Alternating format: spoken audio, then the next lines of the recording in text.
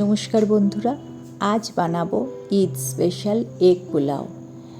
এখন যা গ্যাসের ক্রাইসিস চলছে, এটা কিন্তু ভীষণ ভালো একটা ওয়ান পট মিল। যে কোনো দিন আপনারা লাঞ্চে এটাকে বানিয়ে ফেলতে পারেন। আর ঈদের দিনে তো কোনো কথাই নেই। এর জন্য আমি একটা ফ্রাই প্যানে 2 চামচ তেল দিলাম আর দেব 2 চামচ ঘি। আপনারা চাইলে পুরো রান্নাটা শুধু ঘিতেও করতে পারেন।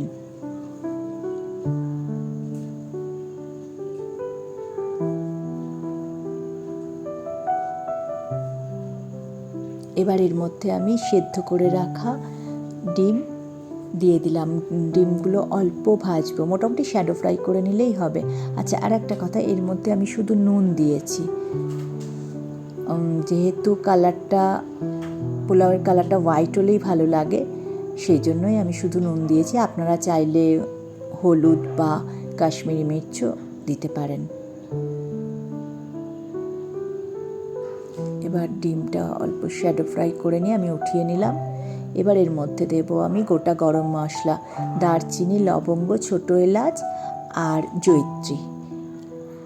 এবার এটা একটু ভাজা ভাজা করে নিয়ে এর মধ্যে আমি দিয়ে দেবো 2 মিডিয়াম সাইজের স্লাইস করা পেঁয়াজ।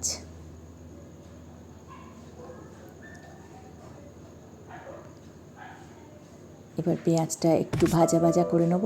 আচ্ছা, আর একটা কথা বলে রাখি, যখন আমি এই জিনিসগুলো করছি তার আগে আমি বাসমতি চাল ভালো করে 3-4 বার ধুয়ে নিয়ে জলে ভিজিয়ে রেখেছি। মোটামুটি আধ ঘন্টা ভেজালেই হয়ে যাবে। যদি আপনাদের ভালো লাগে আমার রান্নাগুলো, প্লিজ আমার চ্যানেলটা সোমাস ফ্যামিলি কিচেন সাবস্ক্রাইব করবেন। দেখুন পেঁয়াজটা গোল্ডেন ব্রাউন হয়েছে। এবার আমি হাফের বেশি পেঁয়াজ তুলে রাখবো একটা আলাদা পাত্রে। এবার এই যে পেঁয়াজটা রয়েছে এর মধ্যে আমি দিয়ে দিলাম আদা, রসুন আর 2 কাঁচা লঙ্কা বাটা।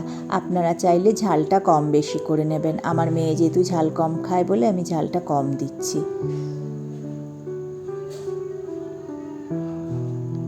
মশলাটা কষানো হয়ে গেলে যে চালটা আমার ভেজানো ছিল সেটা আমি দিয়ে দিলাম জলটা ঝরিয়ে নিয়ে।